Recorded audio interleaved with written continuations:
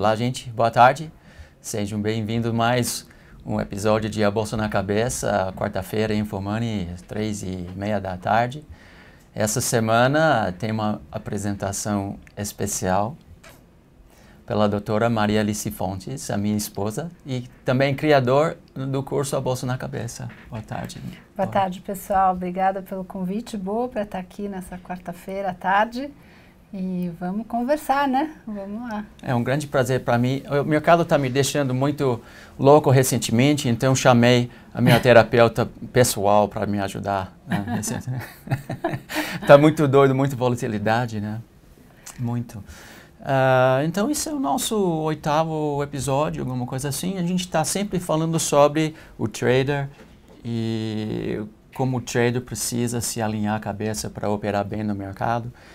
E desde o início, quando a gente começou a falar sobre esse projeto, 2007, 2008, né, no Trader ao Vivo, tínhamos dois objetivos. O primeiro foi conscientização desses conceitos importantes e, do outro lado, que é mais o trabalho da doutora, que é mais difícil mesmo, realmente mudando sua cabeça para conformar as necessidades do mercado. Isso é a parte mais difícil, né? Então, a gente fala toda semana sobre técnica, mas a parte de mudança psicológica que normalmente as pessoas precisam ajuda, né? Não conseguem fazer sozinho. Então, vou começar a convidar a doutora aqui, de vez em quando, para falar sobre o lado psicológico mesmo, que a gente entende que é importantíssimo e precisa de ajuda. Aí, quando eu perguntei para ela qual seria o primeiro tópico, foi muito interessante, porque a gente tem também um debate nas redes sociais sobre o tópico de hoje. Se o mercado é um jogo, se o trader é um jogador, né? Então, é isso mesmo. Acho que é um assunto importante, né? Então, para quem não me conhece, eu sou a Maria Alice, eu sou psicóloga. Eu fiz mestrado, eu fiz doutorado em psicologia e eu trabalho basicamente com psicologia clínica, né? Então, a gente tem uma clínica que chama Plenamente. Quem quiser dar uma olhada no nosso site é o www.plenamente.com.br e eu venho, então, trabalhando com o Bo nesse assunto da psicologia do mercado, porque é um assunto muito interessante. E aí, então, como ele está falando, desde a época do Trade ao Vivo, a gente vem fazendo algumas pequenas aulas. E aí, para retornar aí, falando com vocês, eu pensei nessa aula falando sobre as diferenças e semelhanças entre o jogo patológico e o trade, né? Então, eu preparei aí uma apresentação para vocês, nós vamos falar sobre isso e a gente vai depois discutir e estamos abertos aí no chat depois para conversar com vocês. É muito interessante o assunto, porque sempre olhei no mercado de ponto de vista estatístico e para mim é muito parecido com o jogo de estatístico, né? O jogo de azar até, porque a gente tem modelos matemáticos, a gente tem as probabilidades, a gente tem gerenciamento de risco, a gente tem também gerenciamento da cabeça, né? De emoção, de sentimentos, pensamentos, etc. E se você pensa muito bem, um profissional, o jogador de poker, por exemplo, ele tem todas as qualidades de ser ganhador também na Bolsa de Valores. Até eu acho que seria um pouco mais fácil para ele, porque não tem tanto sorte envolvida, ou azar, né? Tem muita estatística, muito tomada de decisão, mas não tem tanto sorte ali, né? Aliás, o Fernando Góes tem um projeto muito interessante, porque ele está chamando os jogadores de poker para o mercado financeiro e mostrando os paralelos entre gerenciamento de risco, os modelos matemáticos, e ele acha que jogador de poker tem cabeça já muito boa, né, para se dar bem no mercado. E aí tem outros colegas na comunidade que são analistas também, de vez em quando falam assim, nós não somos jogadores, aqui não se joga, né? Esse mercado financeiro é coisa séria. E eu acho que, de uma certa forma, tem razão, mas não dá para tirar a questão de matemática, de estatística e de comportamento correto para ser vencedor. Então, é um jogo sim, mas a gente não queria que fosse o jogador aqui dentro do mercado para se machucar. Né? Porque daí tem a diferença, né, entre o jogo e o jogador patológico. Então, eu tenho certeza que entre as pessoas que operam no mercado, tem jogadores patológicos, tem pessoas que são dependentes do jogo, né? Então, vamos falar um pouquinho sobre isso. Se quiser colocar o slide aí no ar, isso aí, beleza. Então, assim, as diferenças e semelhanças entre o jogo patológico e o trade. Então, o que a gente podia fazer já de cara uma definição, né, é que, assim, o jogador é aquele que arrisca alguma coisa de valor na esperança de ter um retorno maior.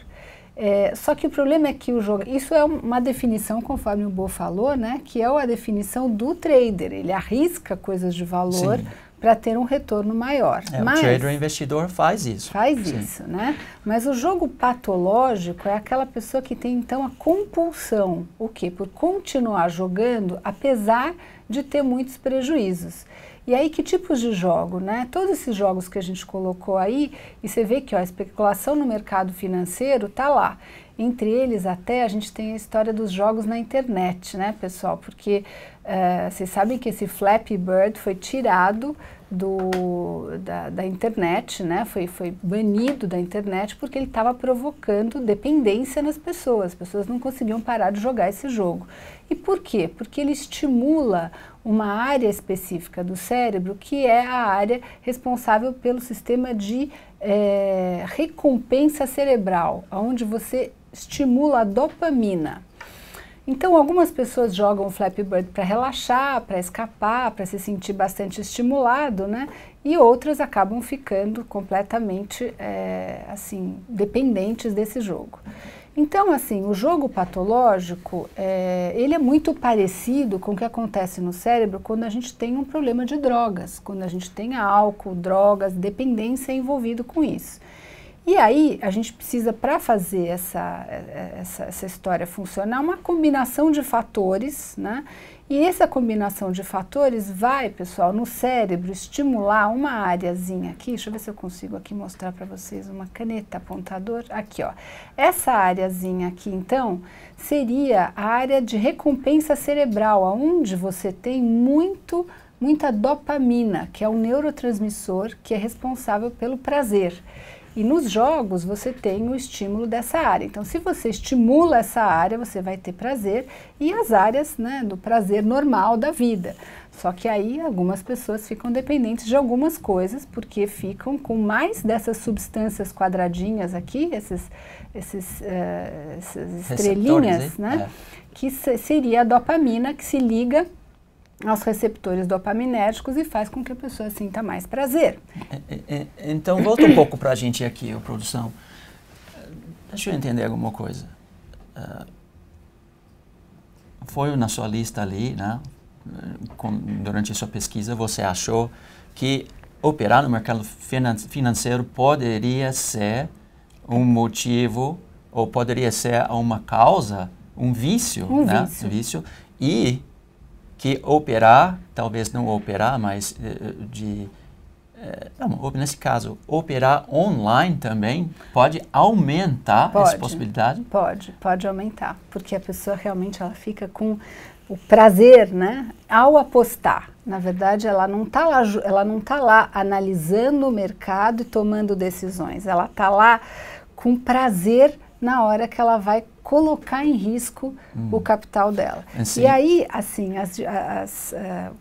não sei se você quer falar, desculpa. Não, eu ia dizer, então, realmente esse ambiente pode ser perigoso para uma pessoa que cabe dentro daquelas categorias que você estava mostrando também. Alguém, talvez, que tenha uma dependência química ou outras questões assim, né? Exatamente. Então, a gente realmente precisa ter cuidado. Ficar atento. A gente quer seu bem sempre. Estamos aqui para te ajudar a ter êxito como operador e investidor. Mas sempre falamos toda semana sobre 50 armadilhas diferentes que podem nos derrubar. E acontece que, pela apresentação da doutora Marilice, o próprio operar online pode ser uma armadilha bem forte. Então, vamos olhar lá, olha só. Volta para o slide aí, por favor. a gente tem, então, algumas semelhanças, né, do jogo e das drogas, porque ele, então, tem essa experiência intensa de prazer, as pessoas perdem o controle. Às vezes, aumento da tolerância, o que que é? Ele precisa de fazer mais trades para sentir o mesmo prazer que antes, porque ele precisa colocar mais em risco, né? Tem uma instabilidade de humor, tem muitas vezes culpa, vergonha e prejuízo, né, na família. A gente sabe que algumas pessoas acabam até ficando escondidas, operando escondidas, porque a esposa não pode saber que está colocando capital em risco. Agora, vamos dizer, como é que seria os sintomas mesmo do jogo patológico? Para vocês diferenciarem, será que vocês são ou não, né, investidores ou tem problemas em relação ao jogo? Primeiro, é a pessoa que tem grandes emoções por tomar risco. Como eu falei, não é a pessoa que está lá simplesmente operando, ele tem prazer com tomar risco.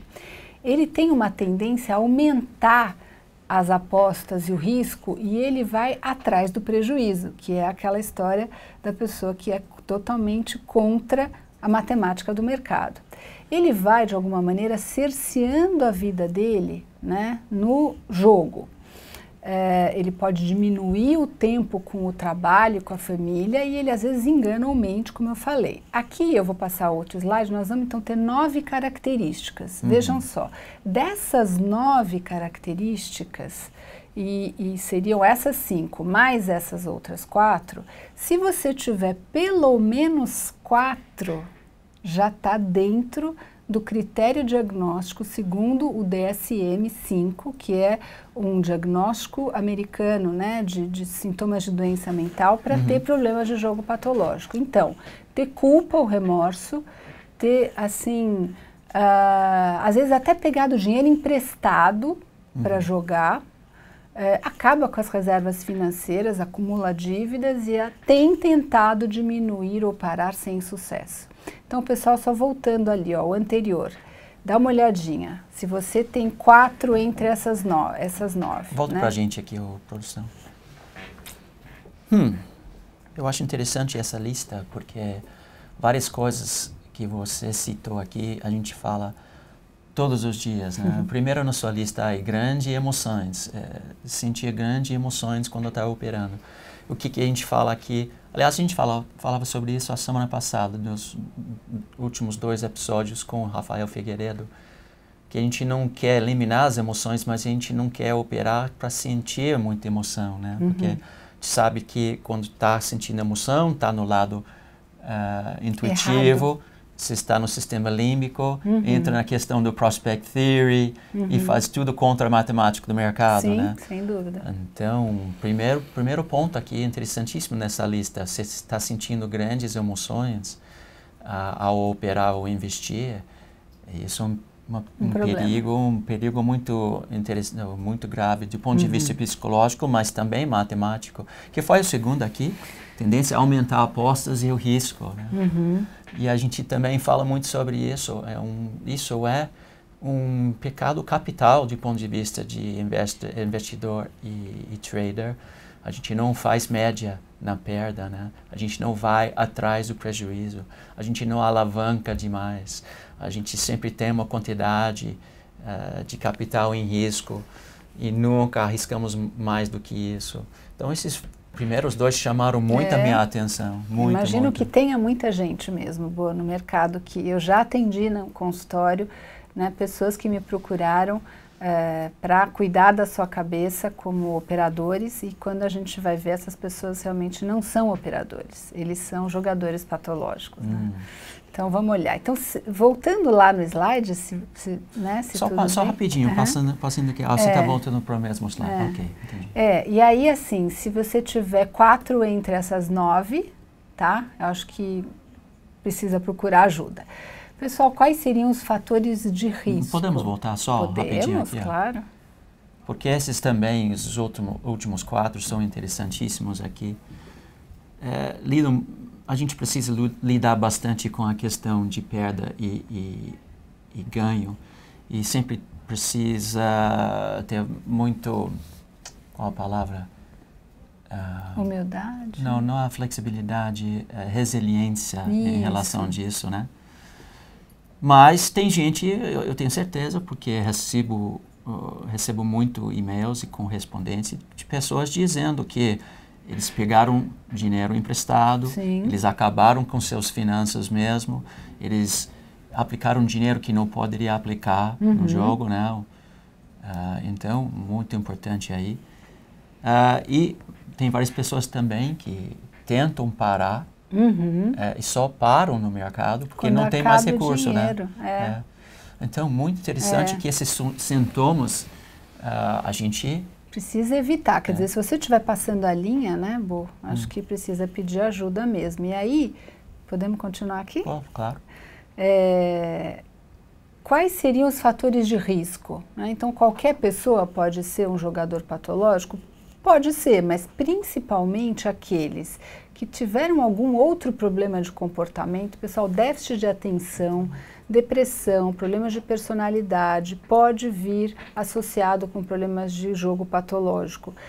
Em geral, mais homens, mais comuns em homens, adultos, jovens e de meia idade, que é bem o público, né, de idade aí de vocês. Tem outros casos na família, tem aquele, né, o pai que era jogador do bicho, ou alguém na família que já tinha problema com o jogo, e tem aquela personalidade competitiva, aquelas pessoas que são impulsivas, buscam grandes emoções, os chamados workaholics, né? E buscam, assim, um momento de prazer, como se ele quisesse um escape do estresse da vida com o jogo. Né? Então, por exemplo, ele trabalha, ele é um médico, ele é uma pessoa, um profissional de sucesso, e ele vai para o mercado para quê? Para se divertir.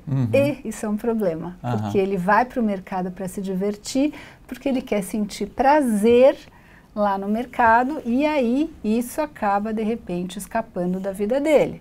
Ele pode aumentar progressivamente, caminhando para a perda de controle. Né?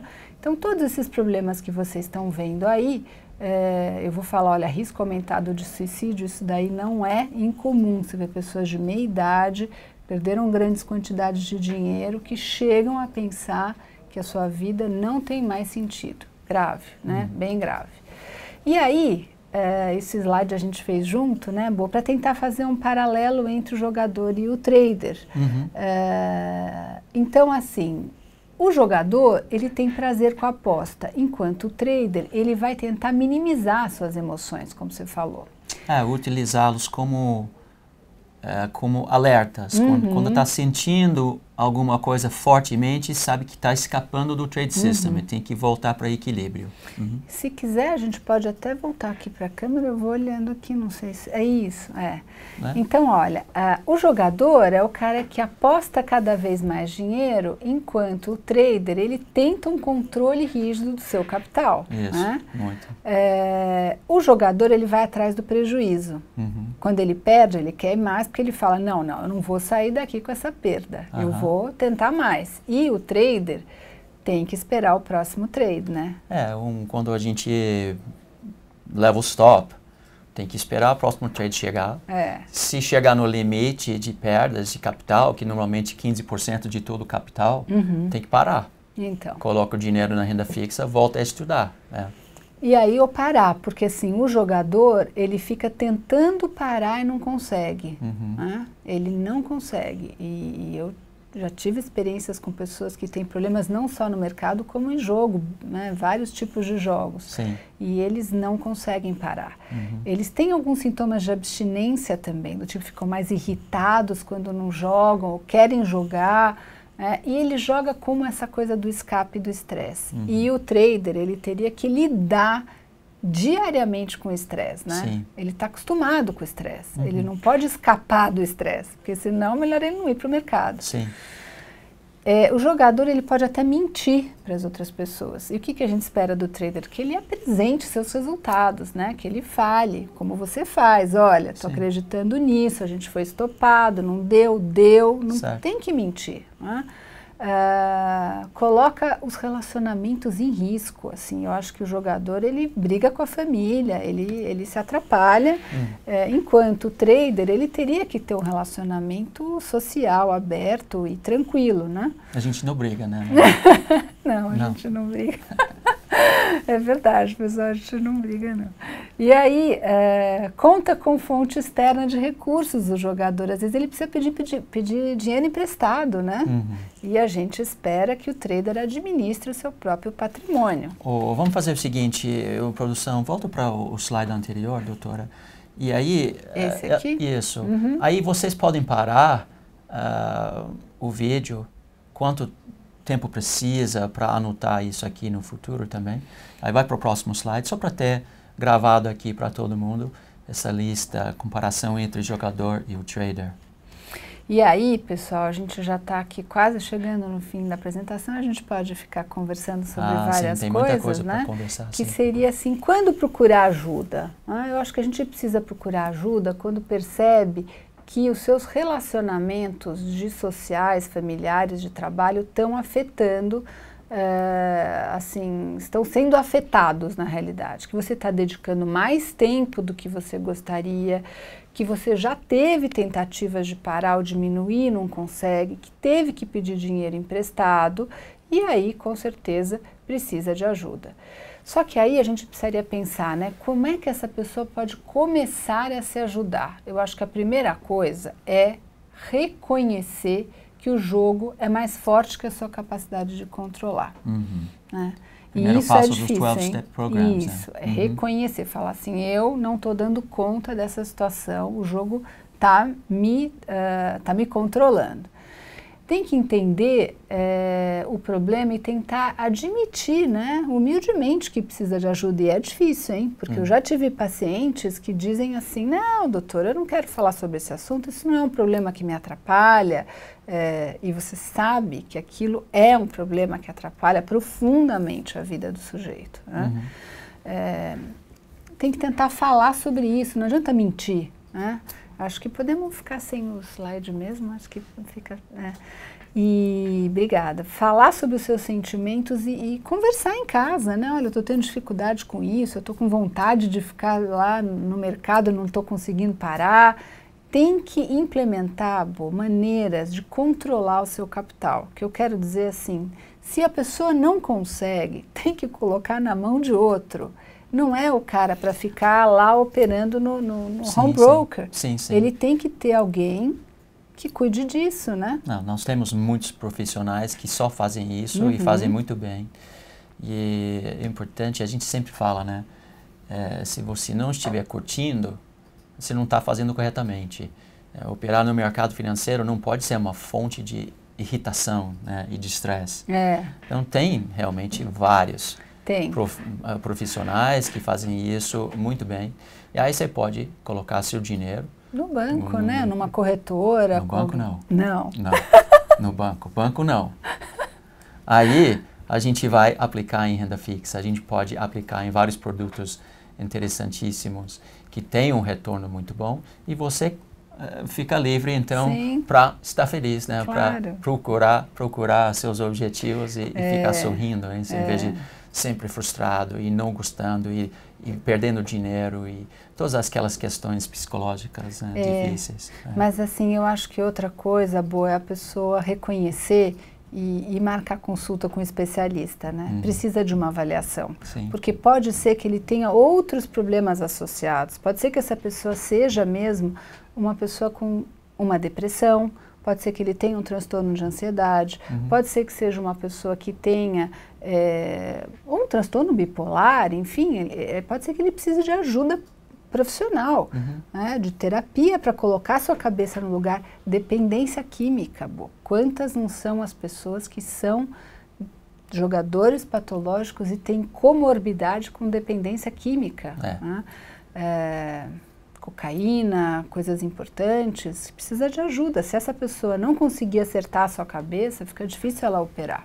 Ela não pode operar por prazer, né? E eu acho que é isso que eu queria transmitir aí para vocês. A gente pode ir, não sei, no chat, vendo se tem perguntas. Vamos ver se tem algumas perguntas aqui. Não, eu achei muito interessante o assunto, porque nós pregamos aqui sempre que um bom trader não está feliz porque ganha dinheiro. Um bom trader ganha dinheiro porque está feliz. Então, tem todos esses aspectos de jogo estatístico. Na verdade, um esporte mental. Tem estratégias, tem táticas, tem controle de recursos, principalmente capital. Nós desenvolvemos nosso trade system, então sabemos tudo sobre ele, controlamos tudo sobre ele. Nós entramos no trade ou não, nós colocamos stop ou não, nós arriscamos demais ou não. Nós cuidamos do nosso corpo, nossa cabeça ou não. Nós sabemos quais são os 45 estressores. 45 estressores e 45 também vieses cognitivos. E sabemos quando a gente tem questões de crenças disfuncionais em relação do mercado. Sabemos se a gente tem atitude positiva, ou pensamentos positivos ou não, negativos. Se estamos com energia ou não. Tem tantas questões psicológicas que a gente precisa. Mas essas coisas, sabe, Bo, é interessante isso que você está contando, sabe, pessoal? Porque isso seria, assim, um certo ajuste fino, assim, de a pessoa encontrar o seu equilíbrio, que eu acho que com orientação sua, vendo os vídeos, tudo isso ele pode melhorar, fazendo um bom controle emocional e aprendendo, é assim, quase como se fosse um processo de aprendizagem. Agora, tem um nível de problema que aí já é grave, que aí a pessoa sozinha, infelizmente, ela não vai conseguir.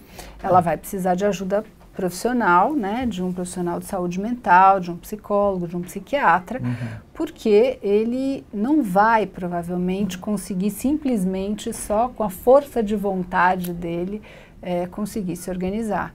E dentre as pessoas que estão nos assistindo e as pessoas que estão no mercado, estas que têm problemas psicopatológicos são provavelmente aqueles que vão ter as maiores perdas. E aí, quando eles chegam no meu consultório, eles já estão desolados, porque eles já perderam fortunas, já perderam dinheiro de aposentadoria da família, já estão em situações muito graves.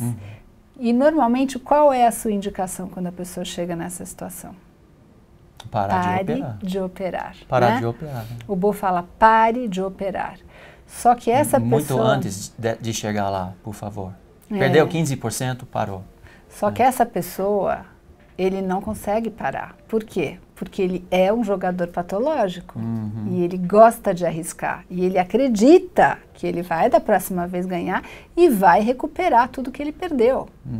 Então, eu acho que vocês precisam ter essa noção. Né? Porque enquanto você está com uma mente saudável, que você consegue só com orientação...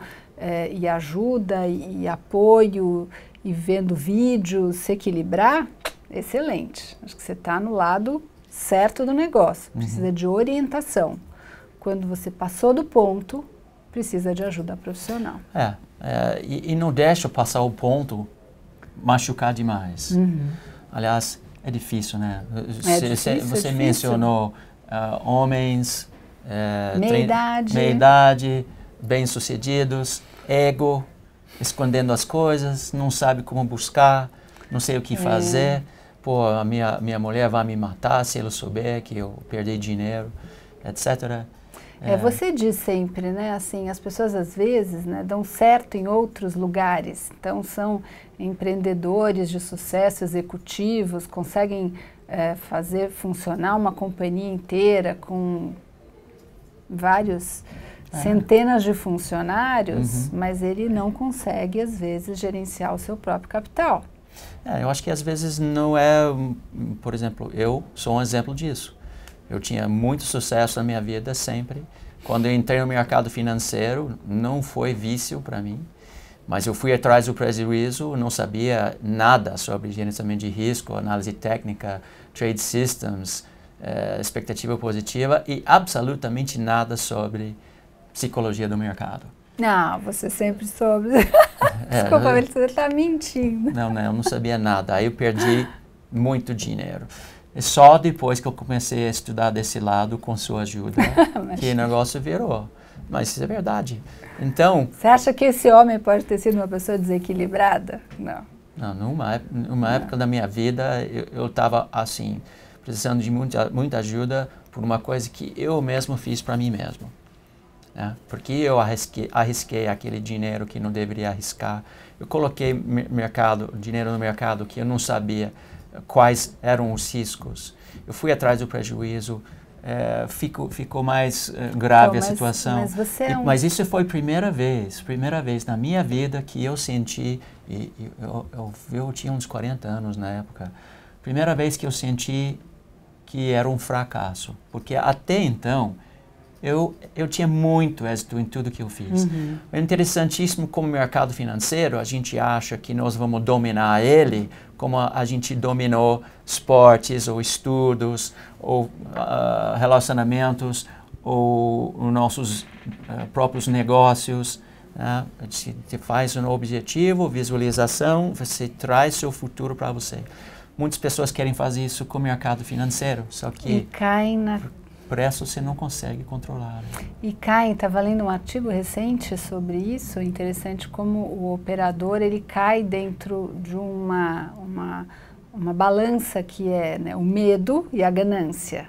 Então, se de um lado ele fica, às vezes, com medo de investir o seu dinheiro, do outro lado ele fala, não, agora eu quero ganhar, e as possibilidades de ganho podem ser muito grandes, né?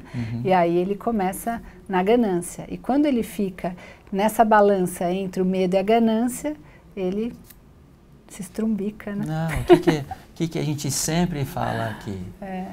Tem uma maneira correta para investir e para operar.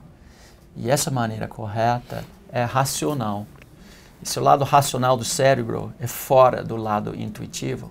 Então, se você estiver sentindo muita emoção, você está de ponta cabeça, o Kahneman tivesse que mostrar, você está de ponta cabeça com o mercado. Então, todos esses sintomas que você mostrou aqui para todo mundo, se estiver sentindo isso, ou se você cabe dentro de 4 dos 9, é isso? 4 dos 9. Diagnóstico de jogo patológico. Aí precisa buscar ajuda profissional, realmente. Antes de agravar a situação financeira ou até familiar, Será pessoal. Que tem alguma pergunta, pessoal? Será que alguém tem? Vamos ver aqui. Ó, Rubão aí. Vou falar aí, Rubão. Você não conhece o Rubão ainda, né? Acho que não, Rubão. Então, doutora, poderia sugerir alguma forma de diminuição de ansiedade sem medicação?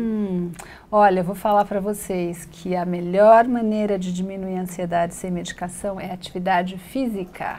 Tem que fazer atividade física todos os dias como se fosse remédio. Então, caminhada, meditação, atividade física eu quero dizer assim, realmente mais intensa. Depois de 20 minutos que você está fazendo alguma atividade física, desculpa, você já começa a liberar. Será que tem uma aguinha aqui? A gente vai buscar. Obrigada. Já começa a liberar as endorfinas, né? Então, fazer atividade física é fundamental. Todas as terceiras ondas de terapia estão baseadas em bem-estar. A gente falou que ia falar isso, precisamos falar, né? Meditação, bem-estar. E eu vou dizer, meditação não quer dizer você ficar que nem um monge lá, né? Com aquela posição difícil.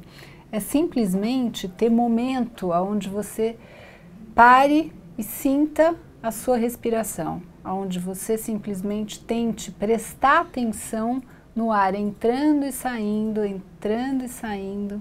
e você deixando os pensamentos entrarem e saírem da sua cabeça. Muito difícil, parece simples, mas é muito difícil. Mas são atividades que podem ajudar no controle da ansiedade, sim. Eu acho que tem a questão de bem-estar em geral, né? Como você mencionou, tem que se alimentar bem, tem que dormir bem, tem que fazer a atividade física, a questão de meditação interessante. Obrigada. A doutora, uma coisa que ela gosta de fazer, o trabalho dela é muito estressante. Ela é atleta e ela anda muito bem no slackline. Vocês viram, né? Ela está andando muito bem no slackline, né? Mais do que 2.000 views da doutora aqui no Facebook andando no slackline. Então, tem um pessoal que pediu para divulgar o checklist. Deixa eu voltar lá, que eu acho que isso pode ser bom mesmo. Dos 9 itens, né? Os 9 itens. Então, tá aqui, se vocês quiserem passar aqui no slide. Então, são esses. Tem grandes emoções, tendência a aumentar apostas e ir atrás do prejuízo, cerceamento da vida no jogo, é assim, tudo fica menos importante, né? A pessoa fica pensando só antes de jogar, depois de jogar, a hora de jogar, o dinheiro de jogar, com quem vai jogar, a vida dela fica cerceada nisso. Diminui o tempo com o trabalho e com a família, engana ou mente, tem culpa ou remorso depois de grandes perdas, pega dinheiro emprestado, assim, até rouba. Eu falei pro Bo, nossa, Bo, será que isso realmente acontece? E ele falou que acontece até, né? A pessoa, por exemplo, desviar dinheiro da empresa para fazer alguma coisa de investimento de risco, né? Sim. Pegar dinheiro emprestado, roubar, acabar com reservas financeiras, acumular dívidas e até, então, tentar diminuir sem sucesso. Né? Ó, grande emoção ao tomar risco. Como posso... uma pergunta lá, pessoal, vai lá. Boa. Doutora, quando... a Lemos pergunta. Doutora, quando a senhora diz grande emoção ao tomar o risco, como posso medir, avaliar o meu nível de tensão quando inicio a operação? Então, olha, a tensão ou assim, um certo nível de ansiedade, vamos dizer que isso acho que é até comum e normal, né? É muito difícil a pessoa ter um equilíbrio neutro, que nem um jogador de golfe que se vocês já assistiram jogos de golfe profissional, vocês vão ver que os grandes jogadores, se eles erram muito ou se eles acertam, eles não mudam quase o seu estado emocional, estão sempre iguais, né? Ele faz um hole-in-one, ele faz assim, ele não sai gritando. Então, assim, a emoção, ela existe. O que eu acho que a gente precisa controlar é o prazer. Quando você percebe que você tem um nível de emoção que está ligado com prazer em tomar risco, né? Aquela sensação do gostoso, isso é perigoso. O Góes sempre fala disso, o Góes sempre fala. Eu aposto que tem gente aqui operando porque eles simplesmente querem, eles gostam do jogo, eles querem sentir essa emoção, né? Realmente. Então, avaliar o seu nível de tensão, eu acho que seria o seguinte, como é que tá? Tem sinais físicos de ansiedade, sim, né? tem. Sinais físicos que seria o quê? Coração bater, Ó, eu tô aqui com o meu Apple Watch. Mas o coração está batendo fortemente, o coração né? Tá batendo, dá para medir o coração aqui. Está ao lado do maridão. Então, assim, dá para você medir a sua pulsação, ver como é que você está, assim, a mão gelada, tremor, dor de cabeça. Você tem sintomas físicos que seriam resultantes do quê? De adrenalina, que baixa no seu sistema né, endócrino e você começa a ter sintomas físicos. Esses são sintomas de ansiedade normal. A preocupação é na hora que você entra no modo prazer com risco. Aí eu acho que é perigoso. Mas eu acho que questão também de sentir emoção, como nós falamos nos últimos 2 episódios, é um alerta. Por que eu estou sentindo essa emoção? Acho que é uma pergunta que todo mundo precisa perguntar e anotar. Porque você pode depois ter correlações de emoções que você está sentindo com determinadas condições técnicas do mercado. O trades que dão certo, o trades que dão errado. E foi muito interessante a nossa pesquisa, né? No início do Trade ao Vivo. Nós pesquisamos, acho que na casa de 100 traders, vamos fazer mais, né? E identificamos esses estressores, quais são as emoções que se sentem com isso. E falamos mais do que 2 horas na questão teórica e prática de todas essas emoções no trade e por que você se sente isso e que você deveria fazer para tentar diminuir, né, a emoção. Nunca vai eliminar, mas não é bom operar com emoção. Realmente. Porque o primeiro estressor, pessoal, que a gente identificou lá, né, é operar dinheiro que não pode perder. Então, na hora que você tem uma certa quantidade de capital, mas que esse capital você coloca em risco e ele prejudica o seu dia a dia, né? É um dinheiro que você vai depois ter que pagar a escola dos filhos, supermercado, condomínio. Não dá para operar um dinheiro que você não pode perder. Então, a primeira coisa é para você ter tranquilidade para poder operar, é separar uma quantidade de capital que não seja um capital que você não possa perder. Porque se você não puder perder isso, não existe emoção que segure, né? Aliás, vamos dar toque para todo mundo que nós fizemos um curso juntos. Esse curso tem 14 horas e ele é gratuito, online, no YouTube. E quando você pesquisa no YouTube A Bolsa na Cabeça, e também no nosso grupo no Facebook, A Bolsa na Cabeça, você tem disponível para vocês, desde o início até o fim, 14 horas sobre esse assunto. E nós entendemos que esse assunto é fundamental para o investidor e para o trader, porque sem pelo menos estar cientes desses conceitos, dessas armadilhas, é tão fácil cair no mercado e perder seu dinheiro. A questão de precisar de ajuda profissional, quando você, por exemplo, tem uma compulsão, impulsividade ou um jogo patológico, etc., a gente não fala muito no curso. A gente fala sobre as questões mais práticas e teóricas do trade. Mas eu quero convidar todo mundo, mais uma vez, para fazer parte de nossa comunidade, porque nós queremos seu bem. Este programa é diferente, né? A gente está batendo nessa tecla, né, doutora, desde 2008, quando todo mundo só quer saber de análise gráfica e um trade system, milagre de um santo grau de um trade system, etc. Quando as pessoas não pensam na parte mais importante, que é seu próprio cérebro, né? Nós somos a chave, o mercado está dentro de nós. Tem várias perguntas aqui, né, Bo? Não sei se tem aqui uma interessante. Parabéns à dupla. Ah, obrigada. Parabéns para mim, imagina. Ela comigo. Vamos ver. Sorte minha. É verdade que quanto mais parecido com psicopata, melhor para operar no mercado? Então, olha, isso é um pouco perigoso, né? Porque o psicopata, ele é um transtorno psicopatológico grave que a pessoa tem, assim, uma certa frieza mesmo. Mas essa frieza não diz respeito só às emoções, ela tem uma frieza em relação, assim, à culpa. Ele não se sente culpado em relação a ações graves que ele possa fazer, de violência até em relação a si mesmo ou a outras pessoas. Então, acho que assim, não podemos dizer que o psicopata é um bom trader. Né? Porque eu não sou. Não, são pessoas equilibradas. Eu acho que não é o psicopata. Ele tem que sentir emoções, mas essas emoções não podem tomar conta dele. Né? Vamos ver mais aqui.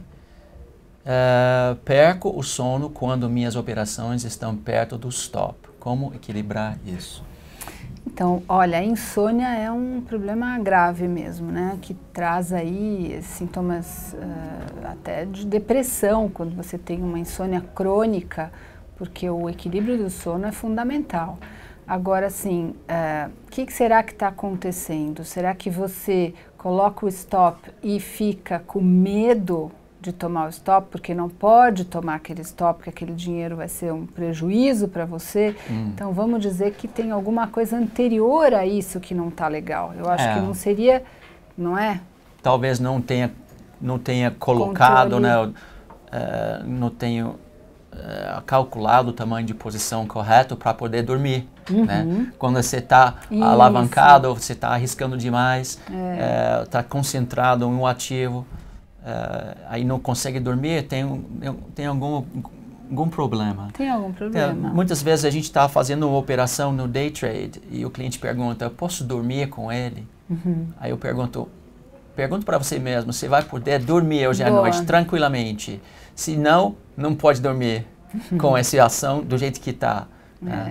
Então é importante. Eu acho que não é, acho que é uma coisa anterior, ou é tamanho de posição, ou é alguma coisa que não está confortável para você, né? Na bolsa ainda não cheguei num grande nível de ansiedade, talvez porque seja um dinheiro que posso perder. Perfeito, Parabéns. Marcão, Parabéns, é isso Marcão. aí. Suzele, coisa muito importante na área psicológica é saber que tem produtos melhores. O que quer dizer isso? Tem maneiras do seu dinheiro render sem trazer tanto problema, tanto transtorno, tanto ansiedade, etc. Nós temos ótimos no Brasil, com os produtos de renda fixa que a gente tem. Não estou falando de poupança, mas aplicação em renda fixa, LCI, LCA, etc. Tem várias. São também importantes descobrir quais são esses produtos também. Fale um pouco mais aí sobre a diferença de emoção normal e emoção ao tomar risco.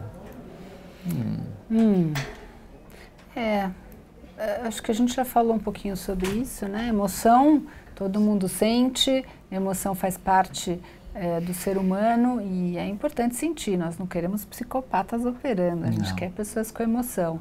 Agora, a emoção relacionadas ao prazer de tomar risco, eu acho que isso é que é o perigo. Então, tem pessoas que gostam, como falaram aqui no chat, né? Então, de jogar na internet, jogar Candy Crush, jogar todos esses joguinhos que dá prazer.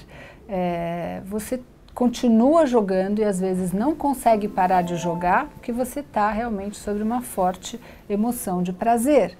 Os nossos filhos adolescentes ficam grudados nos joguinhos porque tem muito prazer em relação a isso.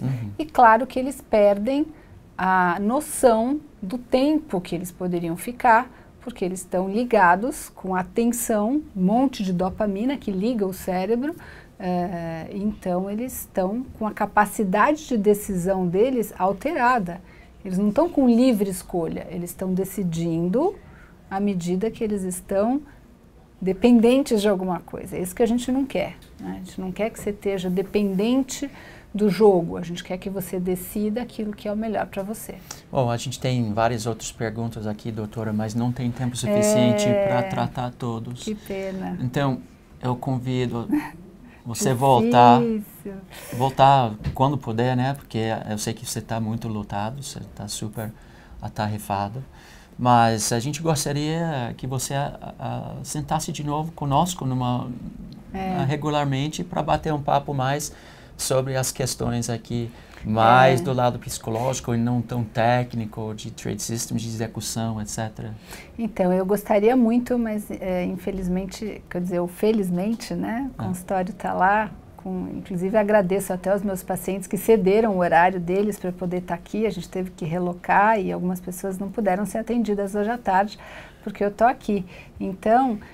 Cada trimestre? Quem sabe a gente se organiza, né? Com um pouquinho de tempo, uma vez por mês, eu acho que eu consigo daí me organizar e estar aqui com o maior prazer. Porque eu sou bonito, mas ela é muito mais bonita, né?